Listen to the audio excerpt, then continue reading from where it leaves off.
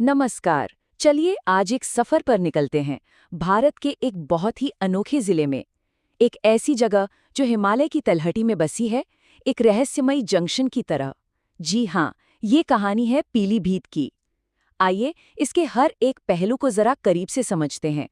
ये जो तस्वीर है ना, ये हमें सीधा पीलीभीत के दिल में ले जाती है। और देखकर एक सवाल मन में आता है कि भाई कोई एक जगह है, एक ही वक्त में जंगली जानवरों का घर भी हो और संस्कृति का इतना बड़ा गढ़ भी, ये कैसे मुमकिन है? चलिए इसी सवाल का जवाब ढूंढते हैं। तो शुरुआत करते हैं। सबसे पहले पीलीभीत की भौगोलिक पहचान को समझते हैं। मतलब ये जगह है कहाँ और इसका क्या महत्व है, कैसे ये हिमालय का प्रवेश द्वार कहलाता है। तो कुछ खास बातों पर नजर डालते हैं। देखिए, इसकी ऊंचाई है 170 मीटर और कमाल की बात यह है कि जिले का लगभग 1/3 हिस्सा, सोचिए, घने जंगलों से ढका है। लेकिन जो चीज इसे सच में खास बनाती है वो है इसकी सीमाएं। एक तरफ नेपाल है तो दूसरी तरफ उत्तराखंड।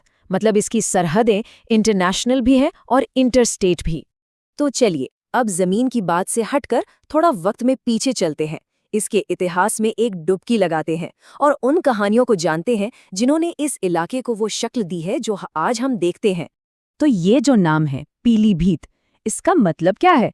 असल में ये 2 शब्दों से मिलकर बना है, पीली और भीत, यानी पीली मिट्टी की दीवार। नाम ही बता देता है कि ये इस इलाके की मिट्टी और इसके इतिहास से कितना गहराई से जुड़ा हुआ है। कमाल है ना?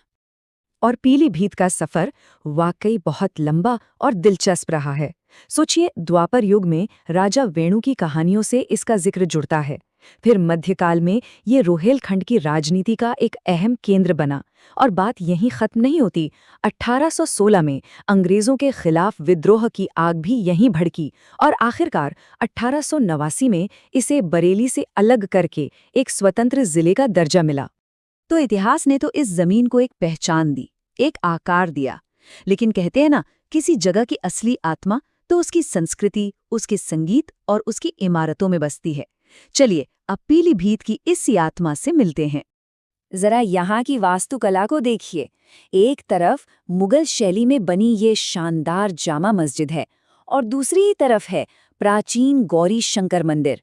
ये सिर्फ पत्थर की इमारतें नहीं हैं, ये तो सांप्रदायिक सौहार्द और अलग-अलग संस्कृतियों के मेल का जीता जागता सबूत हैं। और हाँ, एक और खास बात, ये जो गौरी शंकर मंदिर है, जो लगभग 250 साल पुराना है, ये देवहा और खक्करा नदियों के पवित्र संगम पर बना है। मतलब ये सिर्फ एक धार्मिक जगह नहीं है, बल्कि भौगोलिक तौर पर भी ये बहुत महत्वपूर्ण है। 95%, 95%। जरा सोचिए इस नंबर के बारे में। ये एक बहुत बड़ा आंकड़ा है।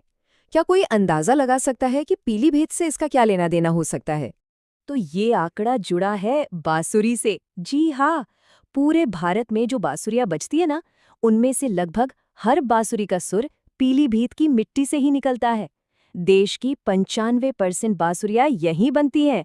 इसीलिए तो इसे भारत की बांसुरी नगरी कहते हैं। है ना ये हैरान करने वाली बात? और रुकिए, बात यही खत्म नहीं होती। यहाँ के कारीगरों ने तो कमाल ही कर दिया। 16 फुट लंबी बांसुरी बनाकर वर्ल्ड रिकॉर्ड बना डाला। ये दिखाता है कि इस कला में उनकी महारत किस स्तर की है और उन्हें इस पर कितना गर्व है। तो ये तो हुई संस्कृति की बात।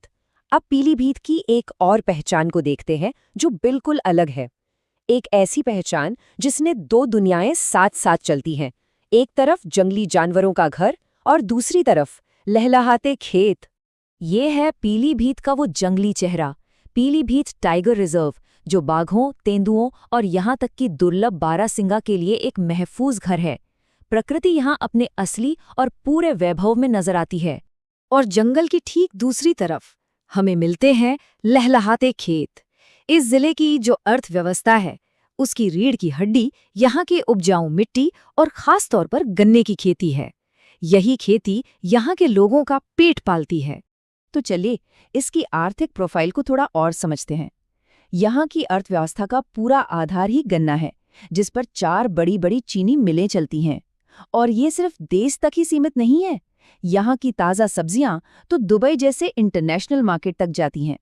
तो अब तक हमने पीलीभीत की कहानी के अलग-अलग धागों को छुआ है, उसका भूगोल, इतिहास, संस्कृति और अर्थव्यवस्था। अब वक्त है इन सभी धागों को एक साथ पिरोकर पूरी तस्वीर देखने का। ये 3 निशान पीलीभीत की पूरी कहानी को कितने सुंदर तरीके से बयां करते हैं। देखिए, बांसुरी है यहाँ की संस्कृति का प्रतीक। बाघ के पंजे का निशान बताता है यहाँ की जबरदस्त इकोलॉजी के बारे में। और ये पुराना सिक्का, ये याद दिलाता है इसके शानदार इतिहास की। ये तीनों मिलकर ही पीलीभीत की असली पहचान बनाते हैं। और आखिर में जो सबसे जरूरी बात है वो ये कि पीलीभीत असल में कृषि, पारिस्थितिकी और ऐतिहासिक विरासत का एक बेहतरीन मेल है। ये सिर्फ एक जिला नहीं है, बल्कि एक जीता जागता सबूत है इस बात का कि कैसे प्रकृति और संस्कृति एक दूसरे के साथ मिलकर फल फूल सकते हैं। तो हम आपको इसी एक सवाल के साथ छोड़कर जाते हैं कि आखिर बाघ की दहाड़ और बांसुरी की मीठी धुन के बीच ये संतुलन बनता कैसे है? इसका राज क्या है? शायद इसका जवाब पीलीभीत की हवाओं में ही कहीं छुपा है।